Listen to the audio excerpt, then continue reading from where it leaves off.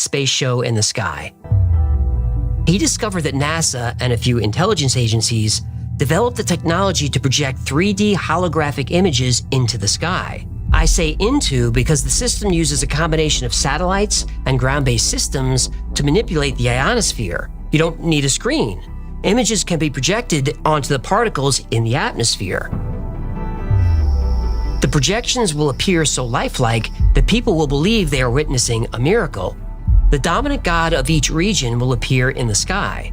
Imagine looking up and seeing Jesus, Muhammad, Buddha, all speaking to their followers in their own language. Their god will tell them their beliefs are all wrong, then will slowly morph into a new god. This is the first appearance of the new Messiah, God of the New World Order. The projections of Jesus, Muhammad, Buddha, and Krishna will merge into one, and explanations of mysteries and revelations will be disclosed. This one God will, in fact, be the Antichrist, who will explain that the various scriptures have been misunderstood and misinterpreted, and that the religions of old are responsible for turning brother against brother and nation against nation. Therefore, old religions must be abolished to make way for the new age, new world religion, representing the one God Antichrist they see before them. Debunking old religions will be enough to convert some people to this new one. Giant deities appearing and then converging into one Antichrist will convert a lot more. But these technologies won't work on everybody. Non-religious people will be terrified for sure, but they won't suddenly believe in a god based on a hologram, no matter how real it looks. The Shadow Masters know that. The Shadow Masters know that to create a one-world government and single religion, they need 100% of the population to believe. But you can't force a religious belief on somebody. They need to make the decision themselves, or at least be convinced they made it. The elites know this. That brings us to step 3. If you're not convinced by what you see, they'll use technology to broadcast the message directly into your brain. You may not realize it, but this technology is being used on you right now. When the new God appears in step 2, you'll hear him speaking whether you believe in him or not. And you won't be able to escape his voice because you're not hearing it through your ears. His voice is coming from your mind. The third step of Project Bluebeam is mind control. They'll use electromagnetic waves to interfere with brain function. They can shape perceptions, create emotions, and influence beliefs.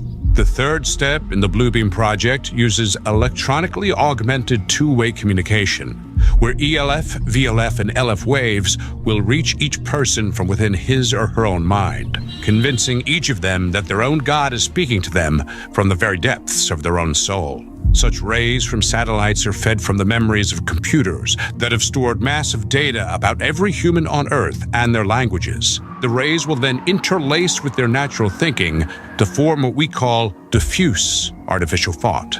That kind of technology goes into the 1970s, 1980s, and 1990s research where the human brain has been compared to a computer. Information is fed in, processed, integrated, and then a response is formulated and acted upon. We know for a fact that the US military and intelligence have experimented with mind control. We know they used sound waves in the Vietnam War to make the enemy anxious without knowing why. The CIA used these and all kinds of other methods to scramble people's brains and program them to be sleeper agents. Link down in the breadbasket, Chief. The government uses EM waves for all kinds of dark purposes. They've patented a device that can trigger emotions in a target from a half-mile away. But what's really scary about the patent is that it claims it can piggyback its signal onto any frequency. That would mean we can never escape it. Everything that uses electricity has an electromagnetic field. Think you're safe living off the grid? Nope. Radio signals can bounce off the ionosphere and reach anywhere in the world. The fourth and final stage of Project Bluebeam is the most sinister. Serge Menas predicts a universal supernatural manifestation with electronic means. In other words, an alien invasion. The elites will promise to unite and defend the world against our common enemy. But to do that, they'll need emergency power. But it's only temporary, so we won't resist authority. We'll beg for it.